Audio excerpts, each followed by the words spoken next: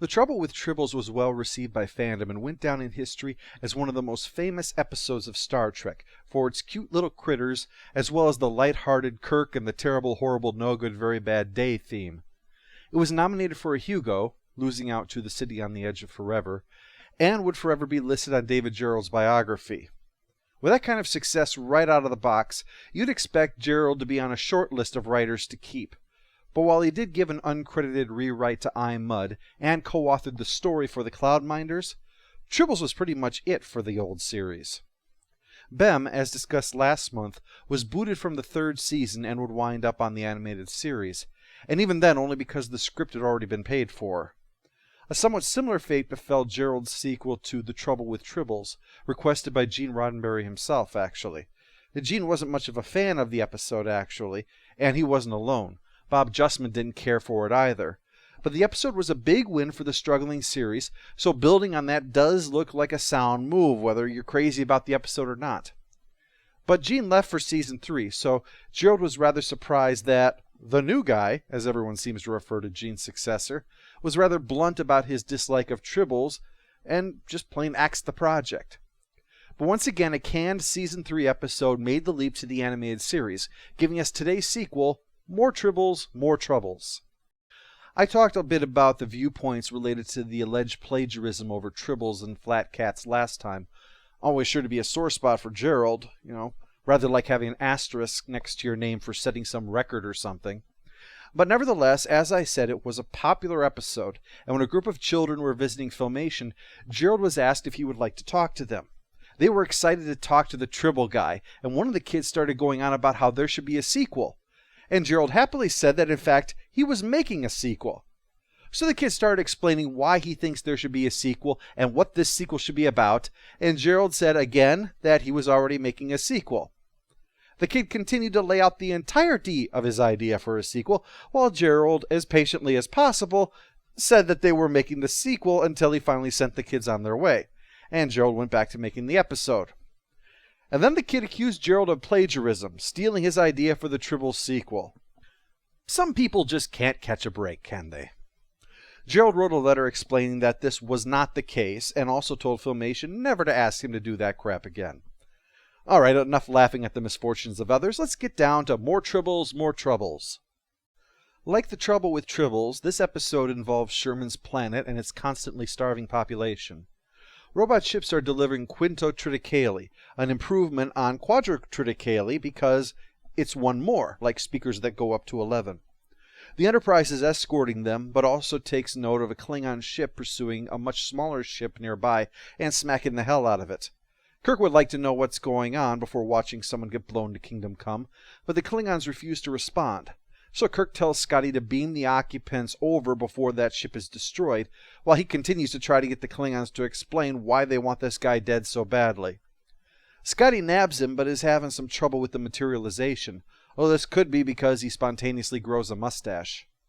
Kirk had mentioned concerns about a possible new Klingon weapon, and is soon confirmed as the Klingons fire it at them, shutting down their engines and weapons, and having done that, call up to gloat. It's Koloth, the same Klingon from The Trouble with Tribbles. He wants the pilot turned over to him at once, but Kirk refuses naturally, even though Koloth insists this pilot is responsible for ecological sabotage against the Klingon Empire. That's why they've been firing mercilessly on it. Humans have green peace, Klingons have green war. While the Enterprise is helpless, Uhura points out that the robot ships have continued on, unaffected by the disruptor weapon. So Kirk is the perfect counter to someone who is raging over ecological sabotage. Smash a ship full of grain into them! And that's only because a gun that fires dolphins hasn't been built. Yet. Koloth tries to disable them as well, but there's not enough power to hold all three, and the Enterprise is soon released. Koloth damages one of the robot ships, but is forced to flee, his power nearly gone. Pretty amazing victory for Kirk, so you can imagine how quickly his mood crashed and burned when the pilot of the small craft finally materializes on the pad. It's Cyrano Jones with a pile of Tribbles.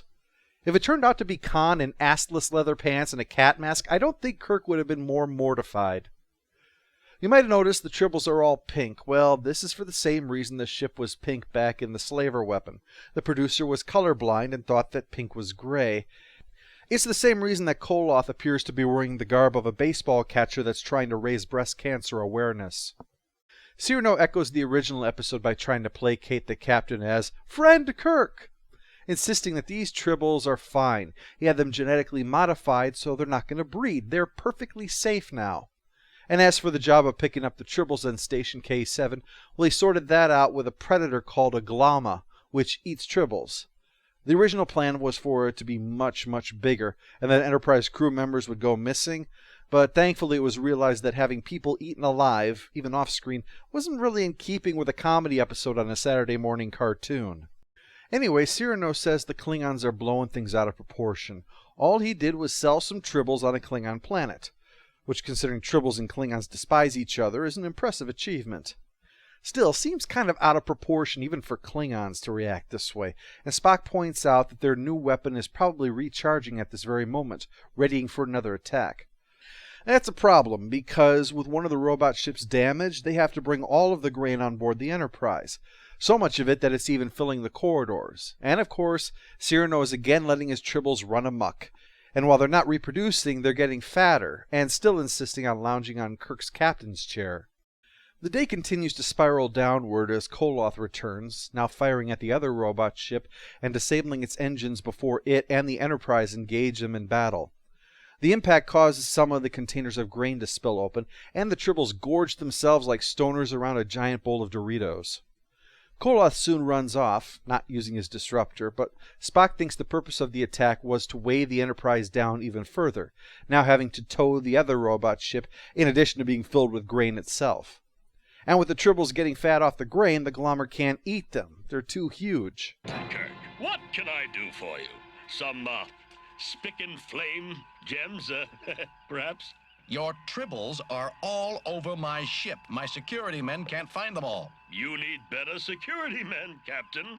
He's got you there, Captain. Kirk seems to have a bit of a problem getting his chair back in time for the big fight with the returning Koloth. They've been towing the robot ship, but right now they're going to have to leave it in order to engage the Klingons, although Koloth does try talking again first. He demands that Kirk turn over Cyrano Jones, but Kirk says that however much he would love to do that, as a citizen of the Federation, Kirk is obligated to protect this nuisance from vengeful Klingons. He's going to have to make a stand here. Not that he has the option to sit down at the moment, anyway. The Klingons have them locked down again and are preparing to board, so Kirk orders Plan B, based on Spock's earlier comment on how to deal with the Klingons. Captain Koloth, are you ready to release my ship? Release your ship? Kirk, you are monotonous. Let's all go to the lobby. Let's all go to the lobby. You don't know yet, do you? Know what? That we have immobilized your ship worse than you have immobilized ours. I doubt that. Our instruments report nothing except some undue transporter activity and... In Trials and Tribulations, Jadzia says that according to Koloth, he regretted never having engaged Kirk in battle. I think it's more likely that Koloth did his best to forget this day ever happened. With Tribbles roaming the ship, Koloth gives up and just asks for the Glommer back. It turns out it was made by Klingons to deal with the Tribble problem, and they needed to deal with the rest of the Tribbles Cyrano Jones sold those unsuspecting Klingons. They are prepared to go to war over the Glommer. That's how much they hate Tribbles. Cyrano Jones is resistant to the idea of giving the Glommer back, but doesn't seem keen on trying to persuade the Klingons to see his point of view on it, which is that it's fair under space salvage laws, which he seems to be interpreting as finders, keepers, losers, weepers. Of course, the Glommer has its work cut out for it. Attack! He did it to us again! That tin-plated, overbearing excuse for a starship captain did it to us again! Yep, this day never happened for Koloth. Bones examined the Tribbles and figured out why they're getting so huge. The Tribbles are reproducing, but into a colony creature, one which could...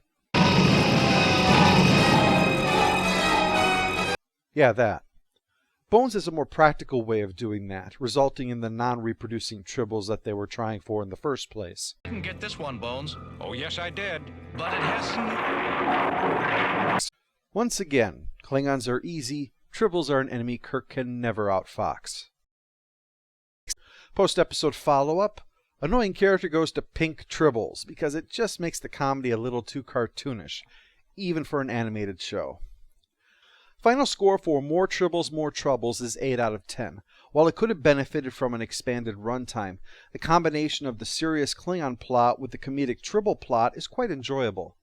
While it can be argued that it reuses the gags of the original episode, I think the way they're handled in different ways here, beaming onto the Klingon ship is a tactic and not a prank, or the Tribble on Kirk's chair that eventually will not be budged, is more like playing the melody in a different key. Familiar, but still different. The episode also again showcases Gerald's dialogue, much like in Bem, that shows greater sophistication than one might normally expect from an animated series aimed at Saturday morning audiences, especially 40 years ago. Annoying the Klingons is far from over as we return to DS9 for Apocalypse Rising.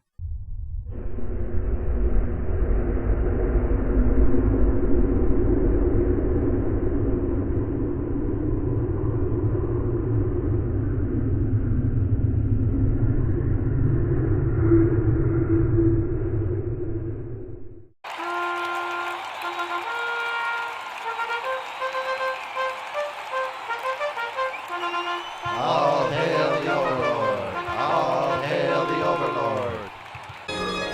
Any other orders, sir? Yes. Don't do that again. Ever.